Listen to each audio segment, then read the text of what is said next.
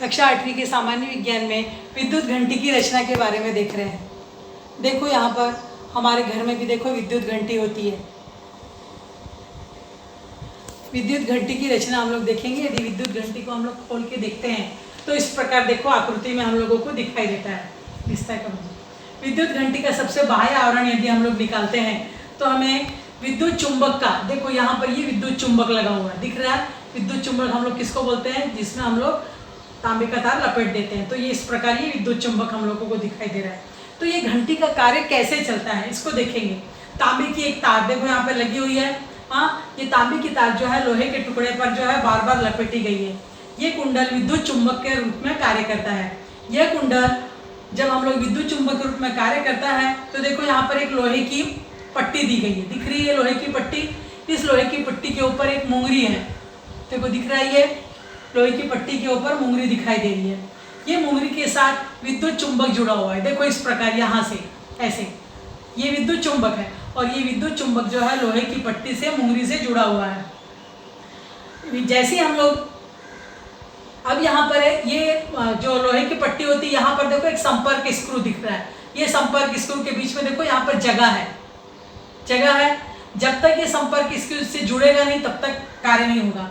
तो ये विद्युत परिपथ की आकृति है। देखो विद्युत परिपथ में कुंजी लगी हुई है, विद्युत सेल है और ये तार के द्वारा जुड़ा हुआ है। जैसे ही हम विद्युत धारा प्रवाहित करते हैं मतलब हम लोग ऐसे करके कुंजी को जोड़ देते हैं। जैसे ही जोड़ते हैं तो विद्युत धारा प्रवाहित होती है। इसके कारण जो है परिपथ बनता है और ये विद्युत चुंबक में से विद्युत धारा प्रवाहित होते होते लोहे की पट्टी, ये जो लोहे की पट्टी है ये इसकी ओर आकर्षित होती है। यहाँ विद्युत धारा प्रवाहित हुई तो ये पट्टी जो है इस तरफ आकर्षित होती है और जैसे ही पट्टी इसके ओर आकर्षित होती है तो ये जो संपर्क स्क्रू है, ये संपर्क स्क्रू जो है इस पट्टी से टच हो जाता है और मुंगेरी का प्रवाह, ये मुंगरी जो है ये घंटी के ऊपर जो है इस प्रकार जाके प्रहार करती है और प्रहार करते ही साथ हम लोगों को आवाज सुनाई देती है, जिसके कारण घंटी का प्रवाह होता है और हम लोग को ध्वनि का निर्माण होता है। उसी समय संपर्क स्क्रू का जो है उसके साथ संबंध टूट जाता है और जैसे संपर्क टूटता है तो विद्युत धारा जो है परिपथ में प्रवाहित होना बंद हो जाती है और जिसके कारण जो है हम लोगों की घंटी हम लोगों को सुनाई देना बंद हो जाती है। इस स्थिति में विद्युत का जो चुंबक का जो चुंबकत्व है वो क्या हो जाता है? नष्ट हो जाता है और ये जो लोहे की पट्टी है, ये लोहे की पट्टी जो है पुनः पीछे की ओर चिपकती है, जिसके कारण तुरंत जो है फिर से विद्युत धारा प्रवाहित होती है और फिर से ये जो मुंगरी है, ये मुंगरी जो है घंटी के ऊपर प्रहार करने लग जाती है। ये क्रिया बार बार होती है जिसके कारण जो है घंटी की ध्वनि हम लोगों को, घंटी पर ये मुंगरी का प्रभाव होता है जिसके कारण जो है हम लोग को बार बार ध्वनि सुनाई देती है। तो इस प्रकार ये विद्युत घंटी जो है कार्य करती है। यहाँ पर समझ रहे हैं आपको कि फिर से एक बार देखना है। ये जो विद्युत ये लोहे की पट्टी है इसके ऊपर हम लोगों ने तांबे का तार लपेट दिया है और जैसे ये कुंजी है ये विद्युत सेल है, ये परिपथ बन गया। ये विद्युत चुंबक का संबंध किससे होता है? एक लोहे की पट्टी के द्वारा जो है संपर्क स्क्रू से होता है। जैसे विद्युत धारा प्रवाहित करते हैं ये संपर्क स्क्रू इससे टच होता है और ये मुंगरी में प्रवाहित होता है और मुंगरी जो है घंटी के ऊपर प्रहार करती है और हमको ध्वनि सुनाई देती है। तो विद्युत घंटी जो है इस प्रकार कार्य करती है। अब हम लोग देखेंगे, यहाँ पर हम लोग का पाठ खत्म होता है। अब हम लोग जो है स्वाध्याय के प्रश्नों के उत्तर के तरफ जाएंगे। सबसे पहला प्रश्न हम लोग देख रहे हैं, जल प्रपात रिक्त स्थान है।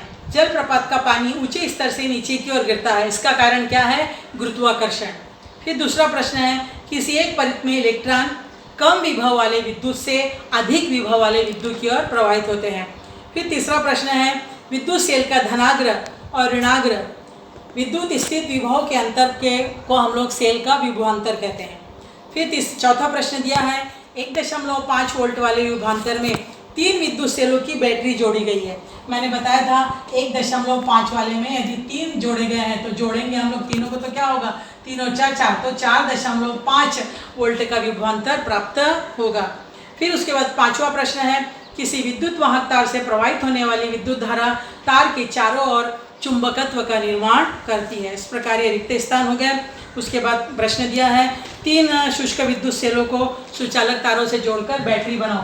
तो 3 सेलों से जोड़ना है, मतलब इस प्रकार देखो, एक बड़ा एक छोटा, इस प्रकार ये एक सेल हो गया, फिर दूसरा सेल, फिर तीसरा सेल, इस प्रकार हम लोग जो है 3 सेल जोड़ेंगे तो ये वाली आकृति बनेगी उसमें। फिर दिया है बैटरी, बल्ब, इस सेल को संयोजित करके कौन कौन से परीक्षण करोगे, तो हम लोग परिपथ बनाएंगे और बताएंगे कि बल्ब का उपयोग कहाँ पर है, बैटरी का उपयोग कहाँ है। फिर उसके बाद 5वां प्रश्न है शुष्क विद्युत सेल की रचना और कार्य के बारे में बताओ, तो ये मैंने बता दिया है।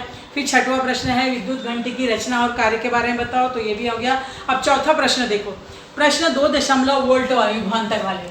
यहाँ पर देखो प्रश्न दिया है, मैंने ब्लैक बोर्ड पे लिखा है कि 2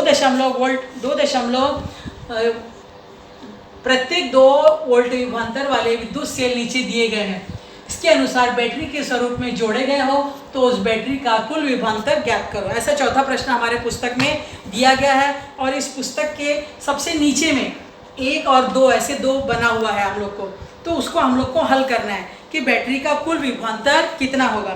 तो क्या होगा, तो पहले चित्र में क्या दिख रहा है हम लोगों को, 1 2 3 सेल जड़ गए हैं, तो लिखेंगे आकृति 1 में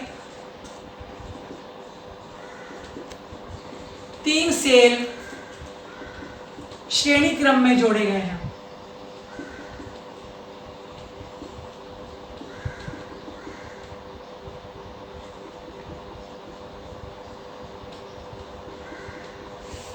जोड़े गए 3 सेल जोड़े गए हैं, इसलिए हम लोग को कुल विभवांतर निकालना है। तो कुल विभवांतर बराबर, एक सेल कितने का है, 2 वोल्ट का, तो हम लोग जोड़ लेंगे 2 वोल्ट धन 2 वोल्ट धन 2 वोल्ट, कितना आ जाएगा कुल विभवांतर 6 वोल्ट। 6 वोल्ट आ गया है ना, उत्तर आ गया हम लोग का। उसी प्रकार दूसरी आकृति देखो, अब दूसरी आकृति में क्या दिख रहा है हम लोगों को, आकृति 2 में हल करेंगे इसको। आकृति 2 में कितने सेल जोड़े गए हैं, 4 सेल जोड़े गए हैं। 4 सेल श्रेणी क्रम में जोड़े गए हैं।